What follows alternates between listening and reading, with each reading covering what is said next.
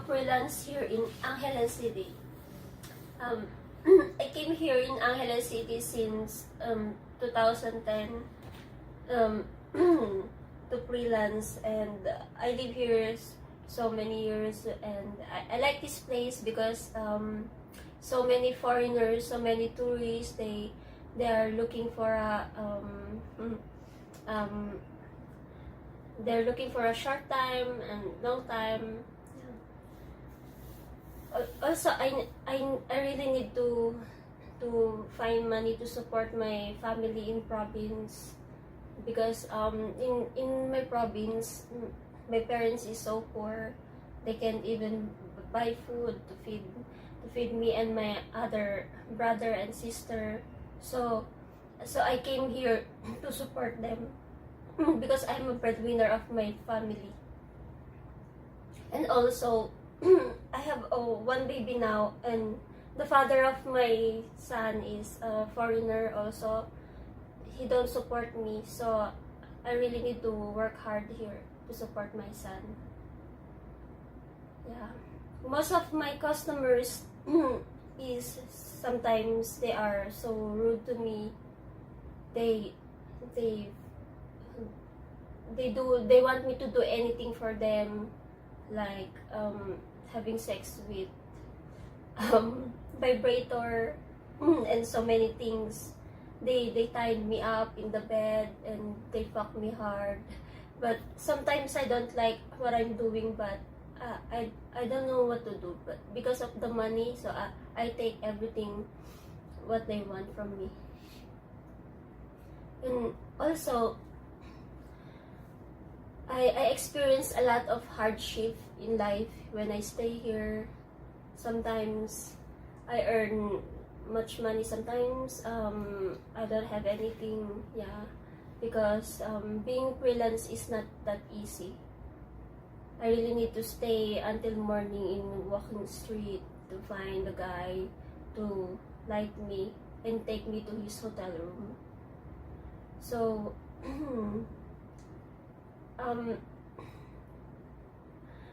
sometimes I tell to myself that I can do everything just for the sake of money. So that's it all. Okay. Ba't kayo naghiwalay ng foreign asawa mo? Ba't kayo naghiwalay? Because when my foreigner boyfriend, the father of my son, and me got separated, after he was pregnant me, he ran away and he did not support my son. So I try my best to find him, and it's hard to find him because I don't know where he is right now. Yeah, I even don't know what his name. I forgot everything because he is just my customer before. And Ilang taon na yung anak mo? my son age is 2 years old. Boy. Yung mama at papa mo, nasan sila ngayon? My parents, they are both died when I was a little kid in my province. So I came here alone by myself. Yung mga kapatid mo, sino nag-aalaga ngayon? My brother and sister, they are having their own family now. Pero sinusuportahan mo pa rin sila? Yeah, I support my brother and sister. Sometimes I send them small money if I have extra money. Ilang kayo magkakapatid? I have 2 brothers and 1 sister, but my other brother is disabled. He can't walk in the province, and my other sister, she's working in Dubai for OFW, but she is TNT there. She can't go back home. Yeah. So I have a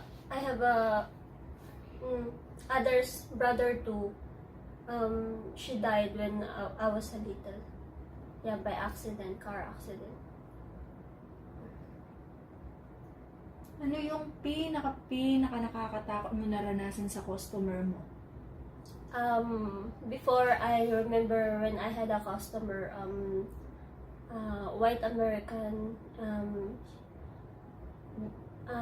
he bar find me in Dalhouse bar before, and then he take me to his hotel room, and then he throw me to his bed, and he rip off my clothes, and he told me to use some cocaine like that.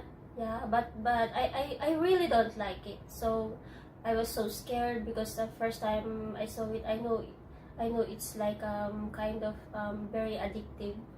Yes, something like that. And then he raped me and he fucked me hard like that. Nung Yeah. pinagamit ka niya, gumamit ka? Yeah, I tried it once, but after that I did not do it again. Yeah. Mm-mm. Ngayon, wala kang ka-live-in ngayon. I don't have other Mm. boyfriend. I'm single. Nangupahan ka? Yeah, I renting a small apartment, just enough for me and my son. Sino nag-aalaga sa anak mo? My son, I just leave him to the babysitter, my neighbor friend. Yeah, but they don't ask me to pay them. Just they help me to look out my son. Before I came here in Angeles City, in way back in the province, when I was a little kid, I experienced to become a street children in Manila. I was begging for money to buy food, and I get food from the garbage. I eat it because before, when I was 6 years old, my mother died in cancer. Okay And lang then- kung umiyak ka. And then my father was in accident.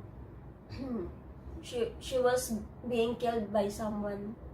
So I grew up alone in Manila. Pinatay yung nanay mo at tatay mo? No, my mother died in cancer, and then my father died in gunshot.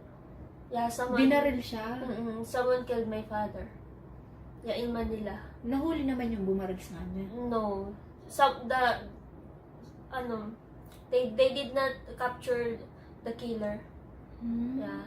So I grew up alone without parents. I grew up in the street in Manila. Ilang taon ka na nun? 6 years old. Yeah. I always beg for money. Pero tanda mo Yeah, ba? Nakita mo? I remember everything what happened to my parents. Yeah. So Until now, may trauma pa rin sa'yo? yes, I have a trauma until now. Yeah.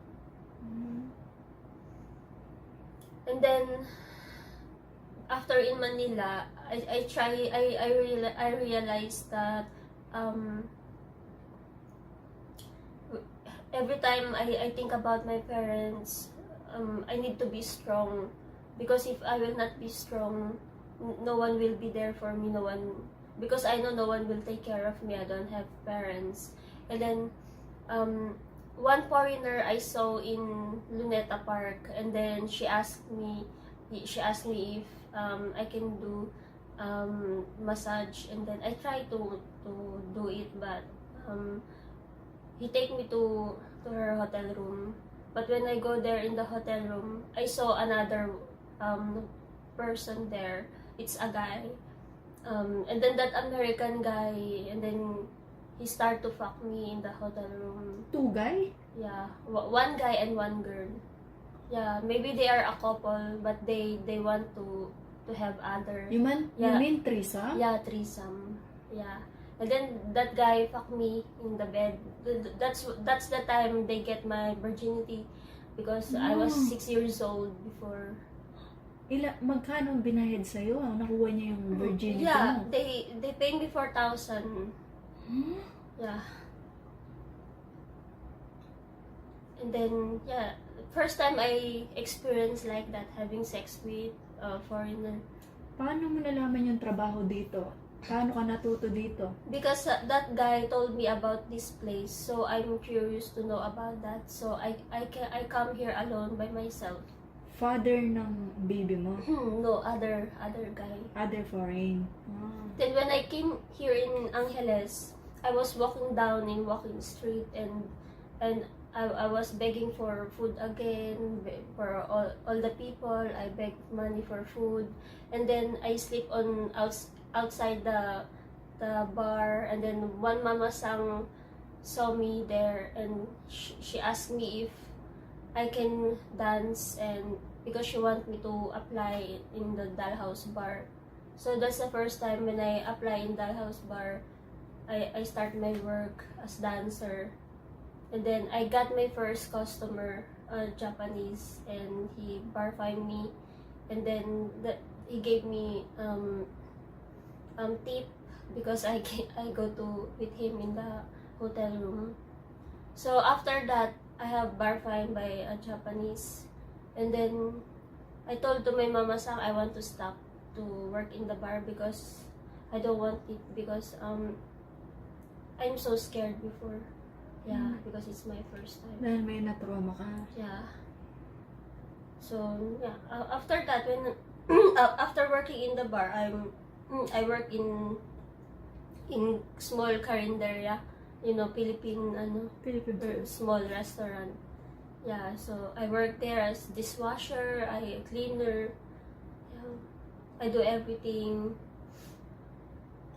And then they gave me free home, free food, and then like that. But somehow I heard from other girls that they easily can earn money by doing a freelance. If they always go to customer, they can have more money to support their family. So because of that, I heard from other girls, so I try it. So I always do what they do. Yeah, so that I can have what they have. They can buy clothes, they can buy everything. I want to buy everything also. So because of that, I want to become a freelance too, like them. Yeah. I want to say more, but next time. So for now, that is all I can say. So I hope you also wait for my next video. I will tell you everything more about my life. For now, that is enough for now. Okay, thank you.